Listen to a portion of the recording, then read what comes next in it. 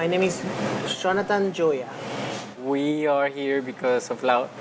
So if you could just explain us a little bit what Loud is. So LOUD stands for Latino Outreach and Understanding Division, and it's one of the affinity groups of AHF, which stands for ALF Healthcare Foundation. And we basically try to motivate, educate, and empower the Latinx community by doing different educational events throughout the community. Mainly, our pillars are based on HIV awareness and just getting people, to PrEP, getting people to treatment, encourage people to get tested, just putting the information out there, HIV and other STIs as well.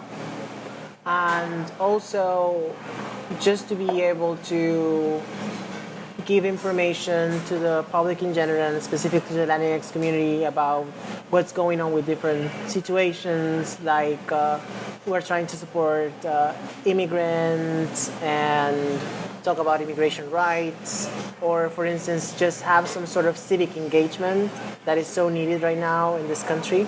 You just became the director or president of the Houston chapter, correct? Exactly. So Loud right now, it's been, I think, for around 5 years. And this is, in January, I was invited to the Loud National Summit, and Houston was proposed as one of the new chapters. Congratulations. Thank you so much. And yeah, and I kindly accepted the task to be the president and to lead the Houston chapter. So it's a great challenge for me. I'm deeply honored to be leading this initiative in Houston and to be able to just build more safe spaces for Latinx folks. And then coronavirus happened. Yes, exactly. How has that affected your plans, experience? Well, I was absolutely thrilled when we just started, back in February, like thinking about the events that we were going to do. Like we had planned some loteria with the trans community, also events for Pride, to partner up with different Latin organizations. But unfortunately, we just couldn't do any of what we had planned, so we had to switch things around. So that's exactly what we did. Instead of maybe just doing big events, we decided to focus on the people that needed it the most, especially through the COVID crisis. So we were able to have this program to get people free masks, and also partner with different Latin organizations to provide assistant bags that consisted of hand sanitizer and gift cards for people to be able to buy groceries. So it was a very rewarding experience. And I feel it was like, we're trying to adapt. It was hard because we wanted to do a lot of outreach and, get a board going. But we switched it a little bit and it worked out. And now we're kind of excited to see what's going to happen in the future. And what's going to happen very immediately is going to be the event we're doing on Saturday. Absolutely, yes. If you could just share a little bit of what we're doing, what do you want? Yes, so we saw an opportunity because of everything that's going on right now. We really want to be clear about the message of advocacy that we have towards the community and the need to be able to give people resources. So when I saw that the Pride Parade was going to be turned into a rally on June the 27th, I thought that this was an opportunity for Loud also just to be supporting the community. And, it is National HIV Testing Day, so I thought it was a perfect moment to get resources to the community, including HIV testing and also voter registration, getting people also the information about the census. So that's how I came up with the idea of just doing this event at Out of the Closet, which is a thrift store that is located in Montrose, in Westheimer and Millbury. And they have an amazing parking space that will be able to help us do a COVID kind of event, like I call them like curbside events, which is like, okay, people just come stop by, get refreshments, get registered to vote, get tested, and we have the amazing opportunity also to give prizes. So we will be doing a raffle for an iPad and Bluetooth speakers. So we want to really give good incentives for people to show up. But again, showing up in the most caring and careful way because of whatever's going on. What's the difference between a rally and a parade? A rally is more like a march. So we're gonna just be walking around. I think it's gonna start in Discovery Green and end up at City Hall. Whereas a parade is like there are different like trucks and and then people are cheering from the side. It's more of a celebration and a party. Yes. And like yes. liberation rather Yes. than like marching. And, yeah. I think the rally has a very interesting political stance because, as you may know, the first Pride was not a parade but a riot. I did not know that until very recently. Yeah, so we honor Pride right now because of the riots that happened in Stonewall, specifically led by trans women of color, Marsha P. Johnson, a black trans woman, and Silvia Rivera, a Latin trans woman. So we really need to just put in perspective the fact that right now we need to protect the lives of specifically black trans people.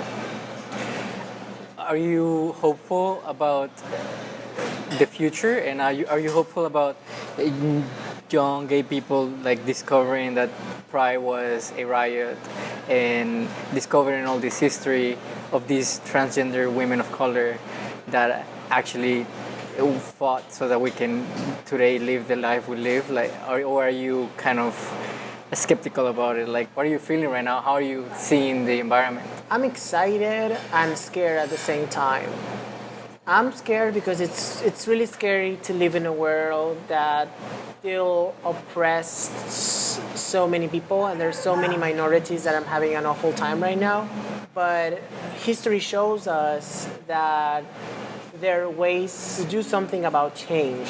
So I think this should be inspiring times for everyone, not just for young people, but for them to know, yeah, there's been people behind you that have fought for your rights, and that fight is still needed. Like, we don't have to just stay there. We have to be committed to a cause. And also for queer people, it's very important as minorities to stand in solidarity with black folks in this particular moment that the U.S. is going through, as we are all in this together. So I do think that that for me is a very inspiring moment to take action. So you and I did not grow in this country. Mm-hmm. In Venezuela, we have very little of information of any kind of queer history. Our rallies used to be really small. I don't know how they are right now. I don't know how big they are. I hope they're really big.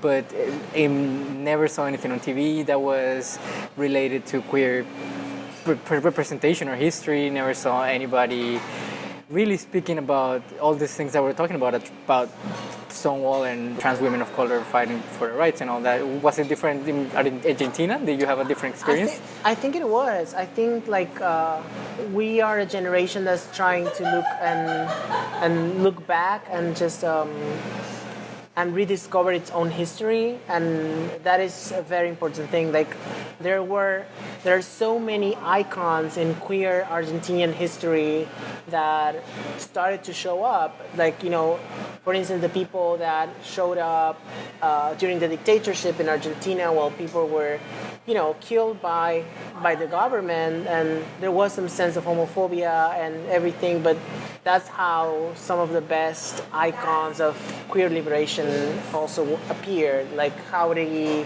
or Loana Berkins, a great trans woman that has done a lot. So it is a great time to rediscover whatever is going on locally too. Not only, what happens with the U.S., but I think it's good to just go back and say, oh, what is going on in my country when it comes to the people who led the way.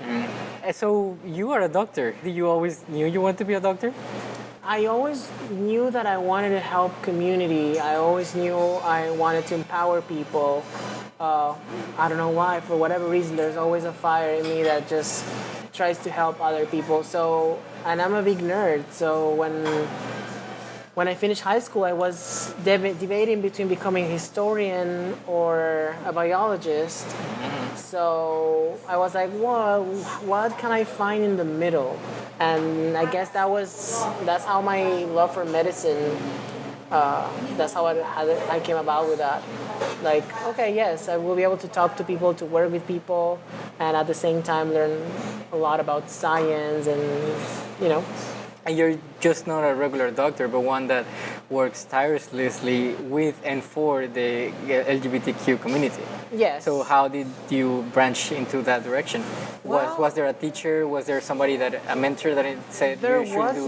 There wasn't. Amazingly, I remember I failed infectious diseases back in med school. Because you are an infectious disease doctor. Researcher. I'm a medical doctor doing research in HIV. And I was like, wow, that was interesting. Like I end up working a lot tied to that. Yeah. Which also tells you that, again, you have to be, you can be passionate about it, and the academic world can sometimes tell you, hey, no. But I think people shouldn't be discouraged about academia. I just found out that there was a position here in Houston, and I was offered that position to start with a new study here that had to do with HIV prevention, and I thought it was a perfect match because I love doing community engagement. We needed community engagement in Houston when it comes to research, and as a queer man, I really felt it was amazing just to be able to just do it, to put all my love of education, my love of medicine just out there. When I was offered the job, I knew that I wanted it because I'm a very adventurous person, and I think that we need to nurture from different perspectives and culture. And I'll be honest with you, maybe the United States would not have been my first choice for a place to live in. It wouldn't even be my 10th choice or 20th choice, to be honest. And again, Houston, Texas, I didn't know what it was. I always say that for me it was like, the Rockets, as in actual Rockets, not the basketball team. It was about new experiences. It was about the adventure, and I didn't know. I mean, I remember telling my parents, if I don't like it, I'll see you next week, period. And, well, I kind of liked it. So 3 years and a half later, I'm still here. Houston has totally grown on me. At first, it was so hard. It was so different. The huge city spread out. I had no car. The heat is awful. But I actually love Houston because it's a place you need to discover. Like, I feel like every time I go to New York, it's like all the stimulus is coming at me, right? Yeah. It's like, oh, the lights, the fun places, everything is out there for you. But in Houston, I feel like everything is underground. Like literally sometimes, there's an amazing underground system below downtown. But I think that's what I think was the most interesting part of Houston. Yeah. I'm always interested in how people take it. And also because the Latinx community is so diverse. Like, it's not the same to be from Venezuela than to be from Argentina, from Colombia, from Mexico. So you'll find very interesting differences among the Latin community. And that's why Latin outreach is so hard to do, because there's so many ways to engage people, right? It's like sometimes I just feel like I speak a totally different Spanish, right? Even I'm just talking, I got my Argentine accent when I speak Spanish, and even when I speak English. But the point is, it's interesting that the Latin community is really diverse, and sometimes it's hard for us to understand that we have a common experience all together by being Latin folks in the States. And also, I feel it's interesting that it's also different if you're an immigrant than if you're born here, if you're like first generation, second generation. So there are also differences between the generations and where you come from. And the fact that the U.S. is such a unique melting pot of experiences and history that it's hard to understand if you don't live here. Like, you can learn about racism maybe in the U.S., but when you experience it here, that's when you're gonna start knowing what's going on. Like no one, when you get to this country, no one gives you a book that says this is what being Latin in the States is gonna be like, or this is Black culture, or this is Latin culture. Like you gotta learn those things for yourself, and I think that that's also something that takes a long time, and also it's a personal decision. I've learned that you really have to want to be invested, but as I do feel like I want to change people's lives, especially underserved communities, I am invested to learning and always willing to stop and listen. If you can talk to us about the goals that you have for voter registration, what the issues are, and what the solutions might be. Well, it's interesting how the system is built, how democracy is built, because we think, okay, democracy is that amazing, beautiful thing where everyone just votes and everyone's happy because the majority is pushing a decision altogether.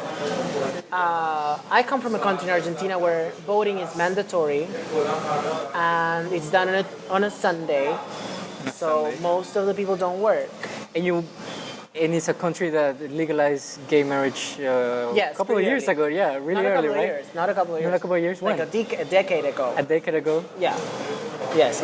Argentina has been in the forefront of human rights for a while. But I'm sorry, I'm Argentinian. I think my country is the best thing ever, which is. But even the fact that it's on a Sunday, it just allows people to just go there and just vote. We vote in schools. So again, and it's a school that's close to you. So there are not that many barriers put in place for people to vote, right? And again, having a history of a dictatorship has also put us in a place where we value so much voting as we were not able to in a very dark period of our history. But here, you need to be registered to vote. You don't need to be registered to vote in Argentina? No. You can vote with like an ID? You vote with your ID, and you're already there's something called padrón, which is the list of people that are allowed to vote. Okay. So, and here is different because you have to do a registration like online? You have to do a registration, you gotta fill out paperwork, and sometimes you don't want to fill out paperwork. That's what we call the situations that prevent people from voting. We call it voter suppression. For instance, there are some states where people who are in jail cannot vote. So again, that's interesting because if you think about the proportion of people of color that are incarcerated in this country, it seems like the system goes against people of color voting.